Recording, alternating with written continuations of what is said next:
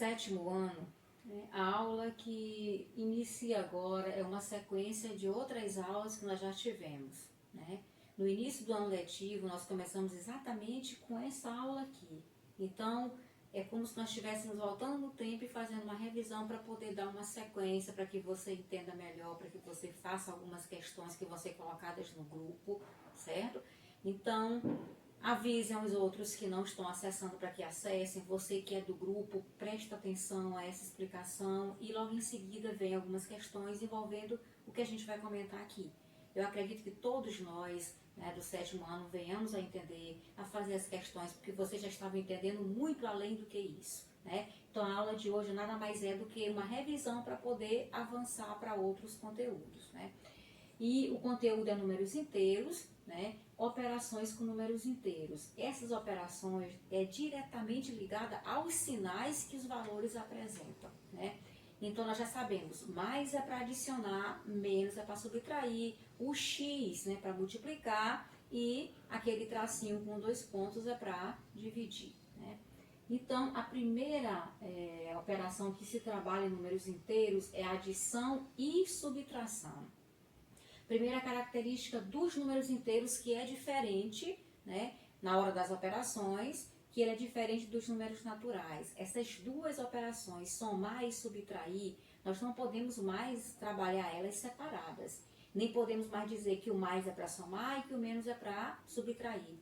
Então agora a gente passa a analisar no mínimo 2 números, para se poder dizer se vai somar ou subtrair. Então, adição e subtração são trabalhadas juntas de acordo com o sinal dos valores que a gente vai trabalhar, certo?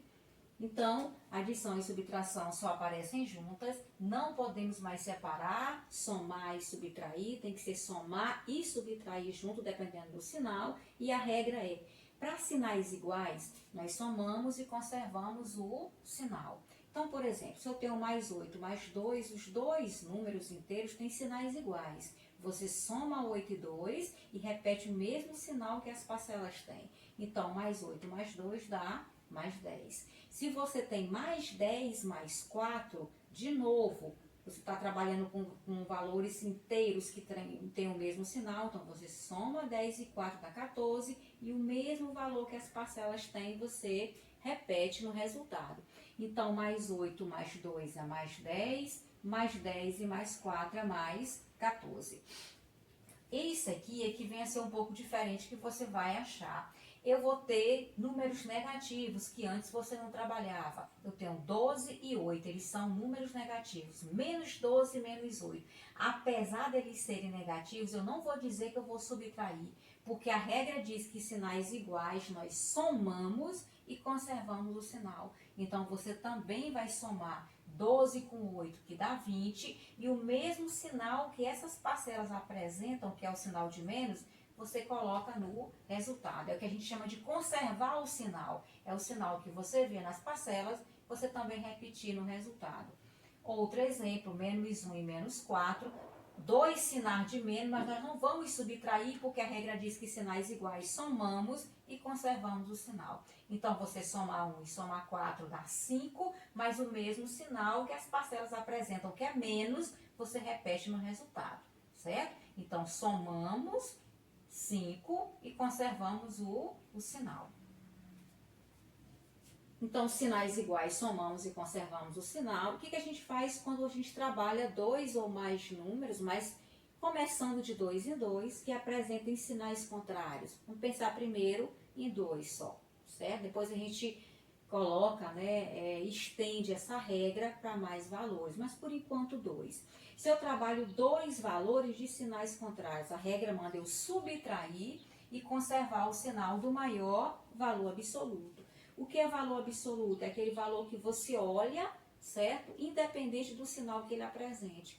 Com o mesmo pensamento que você já traz de naturais, para saber quem é maior, você também vai levar em conta em relação a valor absoluto. Então, vamos lá, aplicando a regra. Se eu tenho mais 6 menos 3, eu tenho sinais contrários, porque o 6 é mais e o 3 é menos. Então, sinais contrários, você subtrai, tá aqui, ó, 6 menos 3 dá 3. Quem é o maior valor absoluto? você esquece os sinais que eles têm. Quem é o maior dos dois é 6. Então, esse mais 6 é o que vai levar para o resultado. É o que a gente chama de conservar o sinal do maior valor absoluto. O maior valor absoluto é o valor que vai, né, caracterizar o resultado. Mais outro exemplo, menos 10 mais 8 são sinais contrários. Então, você, sinais contrários, subtrai.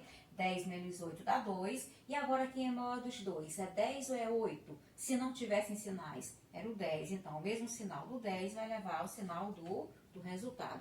Quando a gente fala maior dos dois, não é o maior realmente tratando como se fossem inteiros, não. É o maior que você não leva em conta sinal, você olha só para o valor. Porque valor absoluto, a gente trata todo o número como se fosse positivo. Então, você não considera sinal.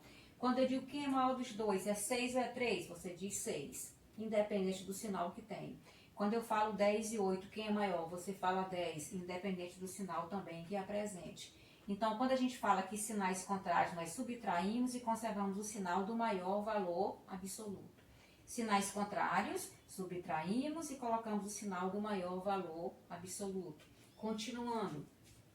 Se eu tenho 18 e 14, tem sinais contrários, eu vou subtrair. 18 menos 14 dá 4. Agora, quem é maior dos dois? Quem é o maior valor absoluto dos dois? É 18. Então, esse valor aqui do 18, o sinal dele, vai dar também o resultado, né, do que você fez, da subtração. Então, você subtrai e coloca o sinal do maior valor absoluto.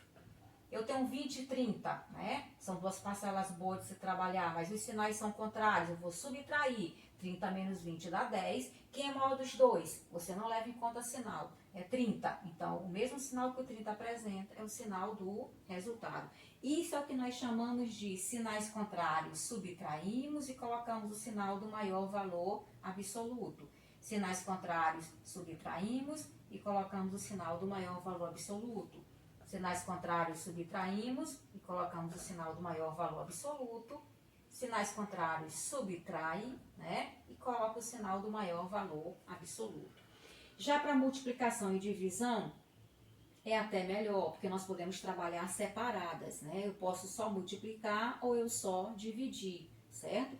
Mas a regra do sinal, né? A regra dos sinais é a mesma. Quando você vai multiplicar e quando você vai dividir, você pode multiplicar e dividir pela tabuada que você já trabalhou, mas você, para dar o resultado, vai levar em consideração a regra. Os sinais iguais, tanto para multiplicar como dividir, o resultado vai ser mais, e os sinais contrários, multiplicando ou dividindo, o resultado vai ser menos. Vamos colocar aqui só alguns exemplos, né, para a gente entender melhor. Se eu tenho mais 2 vezes mais 10. Se eu tenho menos 4 vezes menos 6. Se eu tenho menos 10 dividido por mais 5. E se eu tenho mais 30 dividido por menos 6. Vamos lá, aqui eu tenho multiplicação. De 2 vezes 10, você multiplica normal, independente do sinal, dá 20. 4 vezes 6, dá 24. E agora, esse 20 e esse 24, ele tem que ter um sinal. Todo número inteiro, ele tem que ser colocado com um sinal acompanhando ele. Os naturais não, porque todo número natural, ele é positivo. Então, mesmo que você não coloque, o sinal dele é positivo. Já o inteiro não, você tem que dizer se ele é positivo ou negativo. Então, 2 multiplicado com 10 dá 20, 4 multiplicado com 6 dá 24, e você usa agora a regra dos sinais. Ah, os sinais que eu multipliquei são iguais, ó, mais e mais. Então, sinais iguais dá resultado positivo. Ah, o sinal, né, do 4 é menos, do 6 é menos, são sinais iguais. Então, sinais iguais também dá resultado positivo, certo? Vamos ficar atento para isso daí. Toda vez que forem sinais iguais, tanto faz ser 2 mais como 2 menos, o resultado vai ser positivo. E agora? Agora eu vou dividir. Mas se eu estivesse multiplicando, seria a mesma coisa também. 10 dividido por 5, você vai dividir normal, dá 2. 30 dividido por 6, dá 5. Ah, e agora qual é o sinal desses resultados? Aí você vai levar em conta agora. O 10 é menos e o 5 é mais. Ah, são sinais contrários. Sinais contrários vai dar menos. Então, o resultado do que você fez ou multiplicando ou dividindo é negativo. 30 dividido por 6 dá 5 e os sinais um é mais ou outro é menos. Sinais contrários dá menos. Certo? Então, a gente vai resolver alguns exercícios na sequência na próxima aula. A gente vai ficando por aqui, certo? E aqui é só para a gente voltar um pouco nos números inteiros e dar sequência, depois desse intervalo longo que vocês estão sem aula e sem atividade, nós precisamos voltar com urgência a essa atividade, precisamos entregar para a gente poder dar o retorno e dar as notas. Quem não estiver acessando não vou poder inventar nota, certo? Não quero prejudicar ninguém, mas a escola não tem como, certo? Nem direção, nem professor tem como inventar nota para aluno que não acessa e que não responde à atividade. Então é necessário que você responda, que você entregue, que você, certo, participe, né? Nós éramos uma turma muito boa de 7º ano, certo? Então eu acredito que todos vocês venham acessar, venham responder, certo? E o propósito meu é que todos vocês passem, mas passem aprendendo, né? Vai procurar colocar as aulas não tão longas, mas que você procure entender e qualquer dúvida coloca, qualquer dúvida pode colocar no grupo que a gente vai dar mais uma explicação. Em relação a isso aqui tem uma próxima aula só de resolução de exercícios. Depois é que vem o seu para você resolver e entregar. Então, só voltando à aula de hoje, adição e subtração nós só podemos fazer juntas. Nós não somamos mais e nem subtraímos. A gente pode ou somar ou subtrair de acordo com o sinal.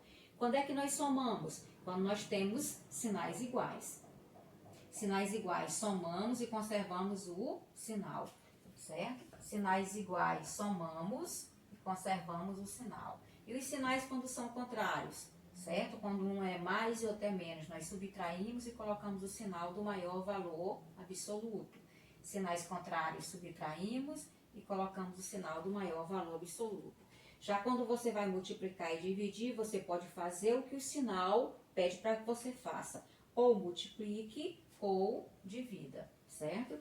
Você não vai olhar para os sinais, você faz o sinal que está entre os valores. Ah, é para eu multiplicar 2 vezes 10, então dá 20. 4 vezes 6 dá 24, certo? Ah, é para eu dividir 10 dividido por 5, dá 2. 30 dividido por 6 dá 5. Agora você vai só colocar o sinal nesse resultado. Aí você vai levar, né, a regra da multiplicação e da divisão, certo? Que diz que os sinais, quando são iguais, se você multiplicou ou dividiu os sinais iguais, o resultado é mais. Se você multiplicou ou dividiu os sinais contrários, o resultado é menos.